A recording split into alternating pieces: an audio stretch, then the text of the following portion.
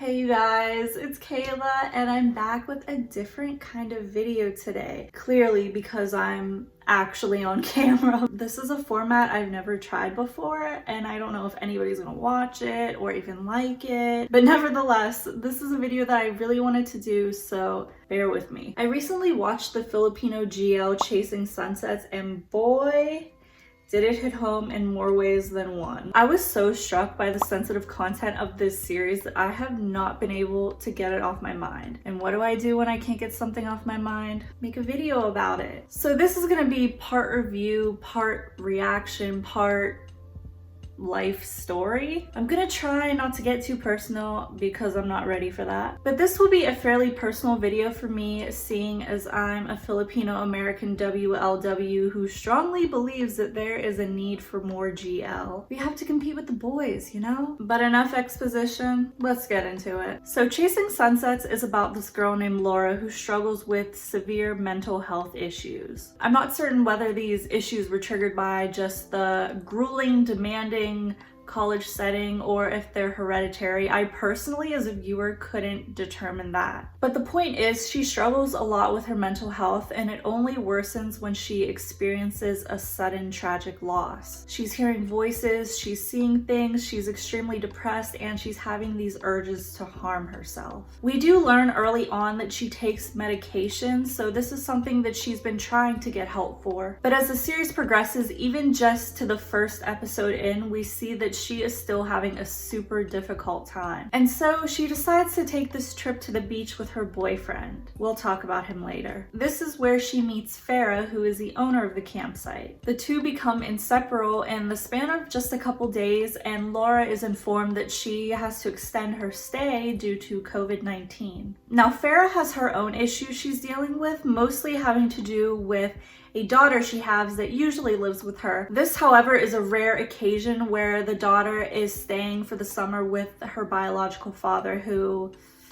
in my opinion, is not a good person. He has a real problem with the fact that Farah is a lesbian. I'll also get into that later, but that's the premise of the series. So let me take you through my thoughts on Chasing Sunsets, starting with episode 1. Right off the bat, this series was not what I expected at all. I've mentioned before that I pretty much go into every show knowing nothing about it. I don't read summaries, I don't look at hashtags. Basically, I try to avoid everything that could possibly influence my own opinion on it. That being said, I had no idea that this series tackled the topics that it does. As soon as the series opens, there's this trigger warning from the cast that's kind of in the style of spoken word. And this is when I realized that I was probably getting myself into something that I was going to relate to all too well. But anyway, I was immediately seized by this.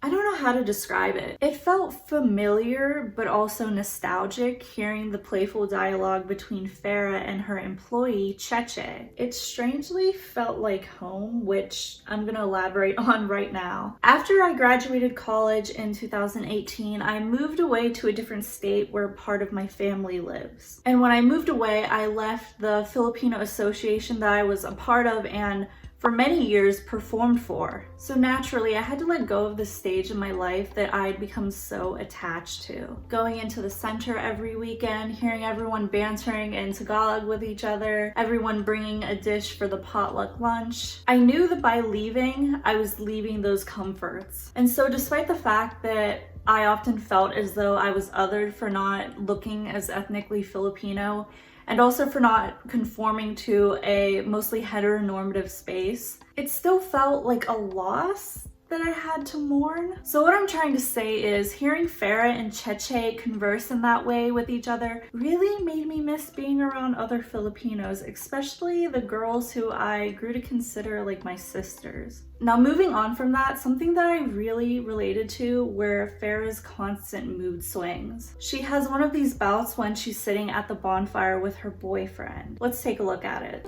Ang tanga mo, Lara! Ang tanga-tanga mo! Hindi ka tanga. Don't hurt yourself, Lara, please. Pagod na ako, Dominic. I'm trying my best all the time. All the fucking time! Tangina! Tangina, Dominic! You are strong, Lara. You've been so strong, ambitious, strong-spirited. Kaya nga mahal na mahal kita, di ba? Hindi mo ko naiintindihan! Calm down. I'll give you some water. So she's venting her frustration about feeling so fucking sad all the time. And I get that. I've often said that all my emotions originate from anger, and it's definitely frustration-fueled anger. So I understand Laura's sentiments completely. Then the way she's suddenly content not even a minute later, that's like my life in a nutshell. Just constantly cycling through all the extremes of every emotion in such a rapid manner. And through all of it, being fucking sad. Now, I've never been clinically diagnosed with anything, especially after becoming a Wiccan. I follow a very holistic and religion-based route, but everyone's journey is different. Different things work for different people, and specifically things like treatment and medication can be pertinent tools to help improve one's mental health. I'm explaining this all because I want you to know what perspective I'm watching this series from. Seeing Laura's behavior and hearing her say the things that she does honestly feels like looking into a mirror. I relate to this character so damn much. And if that wasn't enough reason to relate to her, she's a writer. Granted, I haven't written anything in a while, but that's beside the point. Writing has always been my #1 passion in life, so I really love the scene where Laura is explaining to Farah how she wants to be a writer, but she's not a writer yet, and she has no accomplishments in her writing career yet. I thought that was all too relatable. It was really Laura's poetry that cemented the connection I feel to her character, because poetry has also always been my favorite thing to write. But this brings us into episode 2, where we actually hear one of Laura's poems, so let's roll that clip. So, how are you now? Feeling better? Yep, I am. Just working with something. Can I hear it? Sure, pero di pa tapos. So,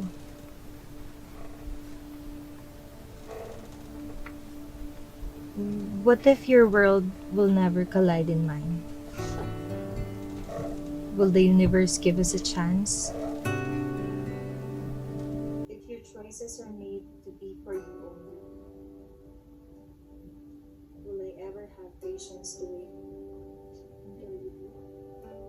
Now, this poem is pretty straightforward, and even though it's relatively simple in terms of vocabulary, I think it's beautiful. It makes me wonder how much of our lives are determined by free will and how much reign the universe has on us. I don't really have anything else to say about that. I just really like that poem because it made me think. So let's talk a little about Farah. It was clear to me from the get-go that this woman is an empath. She barely knows Laura, but she feels so deeply for her and what she's going through. She's like the best person to have on your side, because she even goes as far as to contact a doctor to try to figure out how she can be a better support system. Now, this conversation with the doctor convinced me that one of the goals of this show is to educate people. And as someone who makes videos for the same purpose, I greatly appreciated that. The writer and staff behind this show are very aware of the fact that they have a platform, and they're choosing to use that platform for good. I just love that so much. End of story. There's another playful scene between Farah and Cheche, and it made me really miss my friends. Love you, Christina. I think I'm Farah and you're Cheche. Just talking shit with your girlfriends. There's nothing like it. A scene that filled me with rage was Farah's video chat with her daughter's biological father. The nerve of him to accuse Farah of being a bad mom because she's a lesbian? Unfathomable. I was relieved to see her stand up for herself, because that shit got me so heated. If I had to deal with someone who held that viewpoint, they would immediately be cut off. That just Ugh. Moving on to episode 3, the main thing that stuck out to me was how in tune Farrah and Laura are with each other. In general, I think there's this emotional connection that women have with each other just from being women. It reminds me of how caring and considerate drunk women are in a public bathroom. They will be the first ones to empower you and raise you up. It's adorable. And so when looking at Farrah and Laura's relationship from a romance perspective, I mean, they're halfway there. This is the episode where Laura confesses her feelings to Farrah, and she's feeling very confused because in her mind, she already has a boyfriend. I say in her mind because, spoiler alert, the boyfriend isn't really there. She's been hallucinating him the whole time. Laura opens up to Farrah about her past struggles, and I really love this scene, so let's play it. I was in college when I started something different. I was very active. Ako yung pasali sa school activities. I was a good supporter sa mga friends ko. But then one day, bigla na lang naninikip yung dibdib ko. I feel anxious all the time. I feel nervous. May mga moments na pupunta ako sa CR kasi ang bigat-bigat ng nararamdaman ko.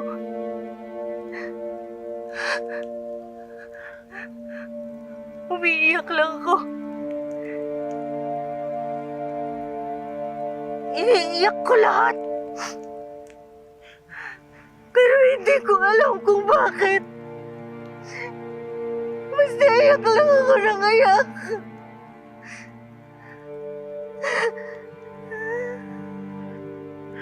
Are you sure about this?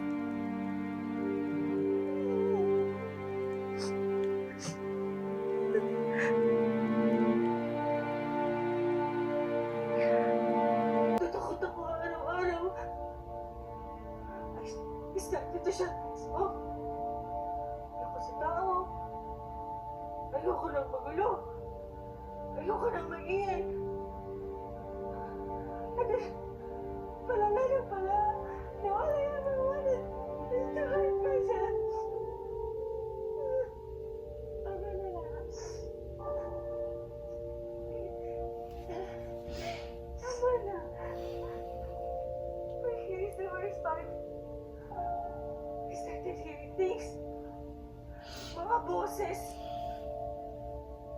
Tangina. Ang daming boses. Minsan malakas, minsan mahina. Pero naririnig ko silang lahat. Hanggang sa... May nakita ko kaninang sumusunod sa akin. Sinusundan niya ako. Pero pag tinititigan ko siya, nakikita ko yung sarili ko. While watching this part, I felt heartbroken for this character. And I wondered if I'm okay? Because the things she was saying, feeling anxious all the time, not wanting to be near people, being brought to tears just from sensory overload, I was speechless and I still am. So let's jump into episode 4. On a more lighthearted note, people with a temper turn me on. Cheche forgets to check her email and this sets Farrah off, and I just, you know, I'm not a fan of the beach. The ocean terrifies me, but this campsite looks so quaint. I love the tiny huts for rooms. I love that everything is outside but under the shade. The vibes are immaculate and I want to go. Invite me. But let's get into a serious topic. I've been waiting for this episode to talk about Farrah's best friend, King. His storyline, I think, is another one that the production was trying to take an educational approach to. So King has this ex-boyfriend who cheated on him constantly, and as a result of this recklessness, he finds out that he might be positive for HIV. Now, this is such an important topic because I know, at least here in the US, Things like STDs are not even a part of school curriculums. It's possible that you've had a health class in the past that maybe touched on it,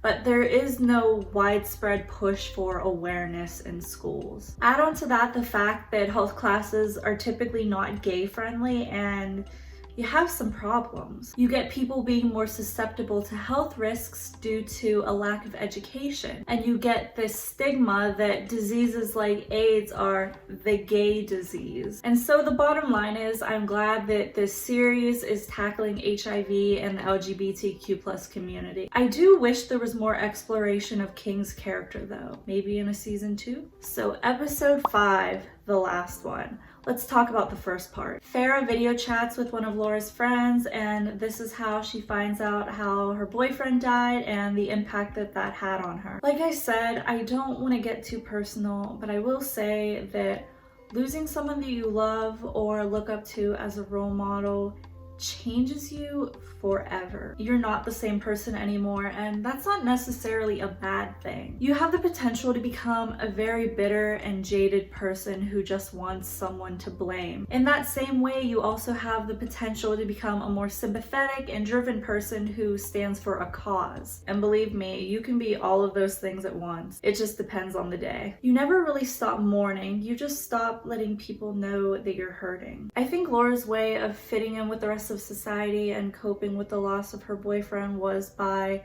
imagining that he was still there, comforting her and understanding her pain. I have in my notes that I don't believe she's been taking her medication because her condition is so severe, but I'm not a psychiatrist, so I don't know how those medications would affect her current state. Let's talk about the second part of episode 5. If I've taken anything away from this series, it's that Farrah is patient. She comforts Laura for however long it takes to calm her down. She's a good listener, and it shows anytime Laura has a breakdown. Overall, I think she's that friend or partner that we all wish we had. Another big takeaway I got from this series is that everyone is dealing with their own shit. Laura is suffering from depression and anxiety. Farrah is breaking away from a heteronormative society. King has his health scare with HIV, and we find out that Cheche is a rape survivor. All these people who have walked separate paths in life are coming together not just because of fate, but because of their shared trauma. I love this last scene of them venting at the bonfire. I can't imagine being that open with other people. Okay, when I tell you that I was not expecting this type of ending, I goddamn mean it. I audibly gasped when Laura woke up in bed and started typing out the story on her laptop. Like, are you kidding me? All that stuff I talked about, none of it actually happened. It was all part of a story that she's writing. Yes, she actually suffers from depression and anxiety, and yes, she did have a boyfriend that passed away, but no. Just no. In my notes, I literally typed the word no in all caps. Truthfully, I get this ending, and I do think it's a happy one. But that doesn't stop me from feeling upset over the fact that Farrah and Laura didn't actually fall in love. Because now I'm like, lesbians can't have anything, can we? The ending focused on Laura's self-actualization instead of a savior complex. And the more I reflect on that, the more I grow to appreciate it. Because as I said, I went into this thinking it was gonna be a comedic little GL. Boy, was I wrong. What I'm trying to say is I like that the GL aspect wasn't the focal point of the story. It was a major part of it, but there was no facetious trope of I can fix you with love, because that's not how mental health works, girlies. As someone with a degree in production, I do want to mention how beautiful I thought the cinematography was. The whole theme of sunsets is really well integrated. There seemed to be this orangey glow that was cast on the scenery and the characters for most of the show. The sound engineering was perfect. There wasn't any of that weird ruffling with the mics that we get sometimes with smaller productions. All the technical stuff I was impressed by. In terms of acting, I do think there were some scenes where the dialogue sounded so obviously read from a script. However, I do feel like they redeemed themselves when the heavier scenes came around. I always say that if you're a good fake crier, then you're a good actor or actress. Something like that requires you to become totally vulnerable is not easy to execute. And so I do think the cast killed it on those more challenging scenes, which is honestly where it matters the most. Needless to say, I enjoyed this series a lot, and if you haven't watched it, sorry for the spoilers, but I think you should. Unless you're a lesbophobe, then what are you doing here? Thank you guys to the moon and back for watching this video. It was probably a long one. Sorry for that. Tell me if you like this format. I'm thinking about doing something like this for other series. Anyway, I will see you guys next time. Bye.